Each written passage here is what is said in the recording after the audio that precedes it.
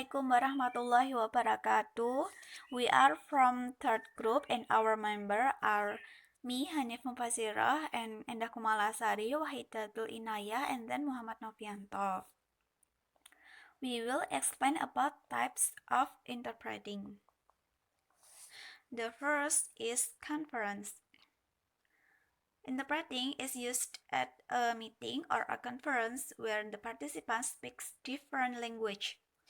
Conference interpreting is generally understood to refer to the most prestigious and highly professionalized form of interpreting between spoken language. Practice, usually in the simultaneous mode, in international conference and organizations such as the institution of the UN and AO. Jadi, interpreting konferensi ini dilakukan pada sebuah pertemuan yang partisipannya berbicara dengan bahasa yang berbeda-beda. Seorang interpreter dalam konferensi ini berperan dalam menjembatani pemikiran satu atau antar kepala negara di pertemuan-pertemuan internasional dan menyampaikan apa yang telah disampaikan oleh pembicara ke dalam bahasa sasaran tanpa menambah ataupun mengurangi maksud pembicaraan secara langsung. Interpreting tipe ini juga termasuk interpreting secara simultan, yaitu interpreter menerjemahkan secara spontan sesudah mendengar apa yang diucapkan oleh si pembicara. My name is Chen Ji, or Ji Chen in Chinese. I'm a staff interpreter for the United Nations at its headquarters in New York. I work between two languages, my mother tongue Chinese and my second language English. I've been working for the UN since 2015, and prior to that I was a freelance interpreter servicing the specialized agencies of the UN based in Geneva. As a staff interpreter for the UN, we provide simultaneous interpretation service for UN meetings, conferences, and other events. An interpreter is first and foremost a linguist. He or she should have heightened linguistic sensitivity, and it goes without saying that they should have solid language skills in both the source and target languages. We need to show our passion for our profession, because without passion it's a boring commitment, but with passion we can. And the second is psych. Interpreting activity involves the activities of listening and speaking. However, psych interpreting comprises reading and speaking. The interpreter will need to read the document in English or another language. Once the interpreter comprehends the document, the interpreter will orally translate the document into the listener's language, as if it had been written in that language. Examples of this psych interpreting are legal translation or business meeting. Jadi maksudnya psych interpreting ini adalah kombinasi antara oral translation dan written translation. Jadi interpreter akan diminta untuk menerjemahkan sambil membaca dokumen atau materi. Contoh interpreting seperti ini dalam pertemuan bisnis atau di pengadilan. Seorang psych interpreter harus mampu mengalihkan bahasa dengan akurat dan lengkap tanpa mengubah, menghilangkan ataupun menambah apa yang dikatakan atau yang tertulis, dan juga tidak boleh memberikan penjelasan jika tidak diminta. Seorang psych interpreter juga bisa meminta waktu sebentar untuk memahami search tag-nya. Okay, Mr. Gonzalez, what I wanted to tell you is that you have chronic hepatitis B, and this is an infection in your blood that you're going to have for a long time, if not your whole life. Señor González, lo que le quiero decir es que usted tiene hepatitis B y es crónica, y es una enfermedad que va a tener a largo plazo, si no es que la va a tener por toda la vida. And it's a virus that's not easily treatable. Now, we have certain categories of people that we will give treatment to. y es una enfermedad que no se puede necesariamente dar tratamientos. Hay ciertas categorías donde sí se le puede implementar cierto tipo de tratamientos. But it can be complicated, and so it's useful for you to have a lot of information about it. Pero puede ser complicado y le va a ayudar muchísimo a usted a entender si tiene más información sobre Now, esto. I've got a pamphlet with lots of information that's well produced. Unfortunately, we've given away all of our Spanish versions of it, but I have one with some English in it, and I'm going to have your interpreter translate this for you so that you can get a sense for what the background information Tengo is. mucha información, lamentablemente no tenemos una copia en español, ya dimos la última copia, pero tenemos aquí la intérprete, le puede dar la información, se la puede traducir al español. La intérprete tiene que hablar con el médico. So, Doctor, unfortunately, I won't be able to do a side translation of this document. It has too many pages, and I would have to spend too much time going over each and every page, restructure it, because Spanish and English are structured differently. So it would be best suited if it would be just a one-page document that I could cite interpret. Yeah, I don't have a one-page document, so how's he supposed to get this information? How about for now, if you could please give him a summary, and then the interpreter will render that for him in Spanish, and then I'll work with management to try to get this document translated for you and sent to you electronically so you always have a copy. Now I will explain about the next material, and the next material is escort interpreting. The escort interpreting is there to interpret everything that a client says into the target language, and it also interprets everything else is said from that average language into client language. And on the other hand, escort interpreter is there to make sure both client understand everything is communicated. Escort interpreting is typically more informal than the other types of interpreting, and sometimes escort interpreter can behave almost be an assistant helping a client to navigate while they're traveling on business trip. Jadi maksudnya escort interpreting ini adalah sebuah kegiatan interpreting yang mengharuskan interpreter menerjemahkan semua perkataan dari klien yang dari search language kepada target language, yaitu klien dari luar negeri atau sebaliknya. Dan escort interpreting ini berusaha untuk menghubungkan mereka agar bisa mengerti saat berkomunikasi dan tidak terjadinya kesalahpahaman. Dan biasanya escort interpreting ini bersifat informal karena biasanya ini terjadi saat dibutuhkan saat meeting bisnis di cafe yang bersifat informal, dan juga bisa sebagai penunjuk jalan pada kayak mirip tour guide seperti itu. And the next is the difference between conference and escort interpreting. Number 1, in escort interpreting, I have a face-to-face communication with the speakers, while the conference interpreting sit on the next speaker or in the booth facing the audience, so the interpreter should be closer with the speaker. Jadi maksudnya si escort interpreting ini harus bicara secara langsung dengan speaker, sedangkan conference harus bicara di sebelah atau di booth menghadap audiens. Jadi dari segi kedekatan itu dekat escort karena mengharuskan untuk bicara secara langsung, menghadap secara langsung, bertemu di situ. And number 2, escort interpreter need to do both way interpreting, while the conference mostly only interpret the speakers. Jadi maksudnya si escort interpreter ini harus menerjemahkan dari dua arah, dari si klien dan si target, sedangkan si conference hanya menerjemahkan dari si klien kepada audience. Nah, the next is escort interpreting is more flexible and uncertain. The topic may vary as the conversation goes on, while the conference interpreting should have a fixed topic, and sometimes there are given speech script in advance. Jadi maksudnya dari segi pembicaraan itu si escort itu lebih fleksibel dan tidak tentu seperti percakapan biasa, sedangkan dalam conference itu memiliki satu topik dan terkadang itu diberi sebuah pidato script. And number 4 and the last, the escort interpreting is relative informal informal condition than the conference interpreting. Jadi dari segi kondisi itu lebih bebas, lebih informal atau lebih santai daripada si conference. And the last part is the classification to be escort interpreter.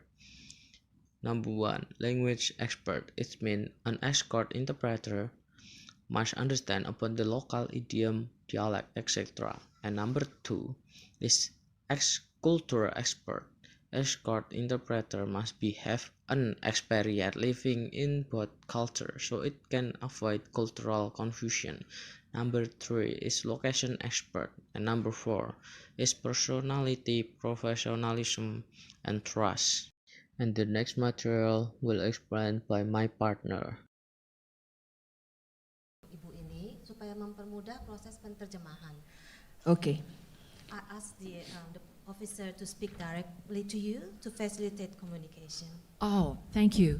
But look, could you help me? Maaf, jangan bicara dulu. Please don't say anything. Okay. Sekarang sebelum kita mulai, apa dia ada pertanyaan? Ibu mau minta silahkan bicara langsung kepada ibu ini supaya mudah Ada menerjemahkan. repot pakai menerjemah. Officer to address you directly. Okay. Anda asal dari mana? Where are you from? Darwin, Australia. Oh, orang Australia. An Australian? Yes. Yeah. Oke. Menurut catatan imigrasi, Anda datang ke negeri ini tanggal 28 Agustus 2015. Benar begitu?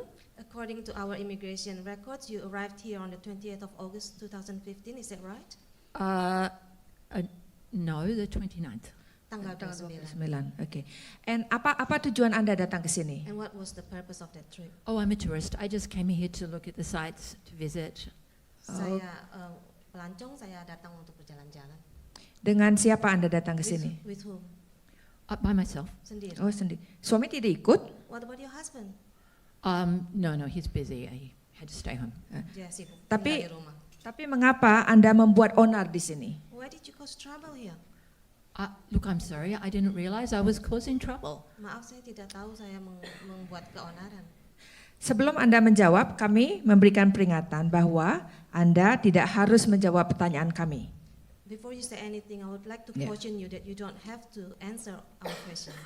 Tapi kalau Anda berbohong, itu juga pelanggaran dan kami bisa menahan Anda. Makin cepat selesai pendidikan kami, makin cepat kami bisa melepas Anda. However, if you lie to us, we could charge you with that offense as well.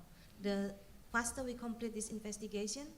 And next, whispered interpreting.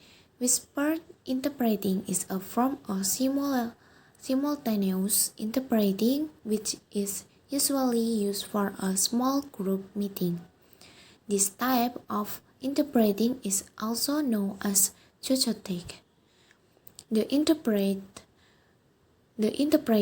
does not actually whisper to the listener as it will be difficult to hear the whisper unless the whispered interpreter sit or stand near to the listener and translate the short text in the low voice. Although it is a form of simultaneous interpreting, no equipment is needed during the process as it is usually conducted for a small number of participants. Jadi, whispered interpreting adalah bentuk dari penerjemahan secara berbisik yang tidak membutuhkan alat penerjemahan karena juru bahasa itu posisinya berada di sebelah pendengar dan membisikkan dengan tepat apa yang dikatakan oleh pembicara. Nah, untuk whisper interpreting ini dilakukan secara fleksibel atau tidak menggunakan alat penerjemahan. Tetapi ada beberapa kekurangan dari penerjemahan tipe ini, yaitu penerjemahan lisan berbisik itu mungkin mengganggu konsentrasi dari peserta lain. Juru bahasa mungkin juga agak terganggu karena mendengar berbagai macam suara. dan penerjemahan ini hanya dapat dilakukan ke satu bahasa.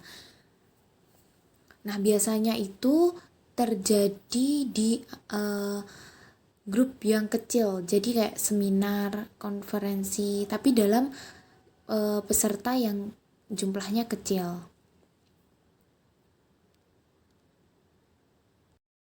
Chuchotage, which means whispering in French. Considerar otro tipo de medidas para que nos... This usually isn't ideal. Whispering for a long time is bad for the vocal cords. It can also be hard to hear due to ambient noise in the room, like ventilation.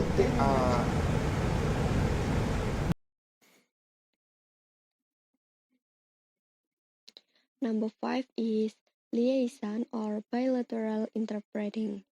In liaison or bilateral interpreting, the interpreter translates two parties or more into languages. In other words, the interpreter acts as a mediator who translates each participant's speech and thus much switch from one language into other. Phelan 2001 explains that this type of interpreting is used in informal situations. For example, in business meeting or in community interpreting. So, liaison interpreting adalah jenis interpreting yang paling informal. Biasanya digunakan selama kunjungan delegasi atau pada pertemuan bisnis kecil. Penerjemah biasanya menemani kelompok atau delegasi dalam kunjungannya dan menerjemahkan apabila diperlukan. Liaison interpreting digunakan sebagai penghubung antara dua orang atau sekelompok kecil orang yang berbicara dalam bahasa yang berbeda. Dalam liaison interpreting, tidak memerlukan persiapan khusus seperti tipe interpreting yang lain, tetapi yang terpenting adalah klien dan seorang interpreter telah merencanakan pertemuan sebelumnya.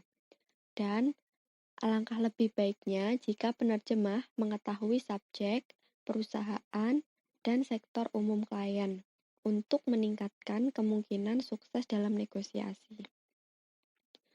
Penerjemah harus duduk atau berdiri tepat di sebelah orang yang membutuhkan penerjemah. Interpreting jenis ini juga membutuhkan konsentrasi yang tinggi. Oleh karena itu, tugas yang intensif dan atau panjang akan ditangani oleh dua penerjemah secara bergiliran. Lalu keuntungan yang didapatkan ketika kita menggunakan liaison interpreting adalah tidak memerlukan peralatan teknis. Penerjemah cukup hadir secara fisik bersama peserta lainnya.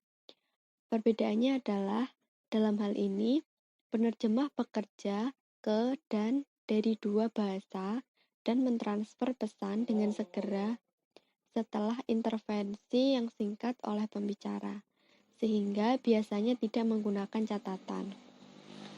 Namun, apabila sedang berada di lingkungan yang cukup bising, maka peralatan infoport harus disediakan. Lalu, keterampilan apa yang dibutuhkan dalam liaison interpreting? Yang pertama adalah memori jangka pendek dan perintah lengkap dari kedua bahasa. Dengan bertindak sebagai mediator langsung antara kedua pihak, maka keterampilan sosial seperti kecerdasan emosional dan empati sangatlah diperlukan.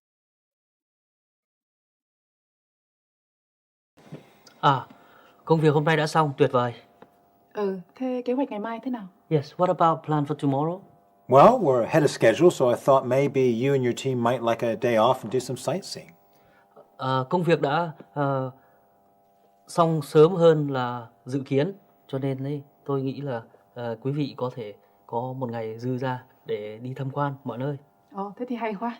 Last year, we took our Vietnamese guests to a place called Greenwich, which is on the River Thames. It's where the famous Maritime Museum is, and of course, very famous for Greenwich Mean Time. In Greenwich, you can have one foot in the east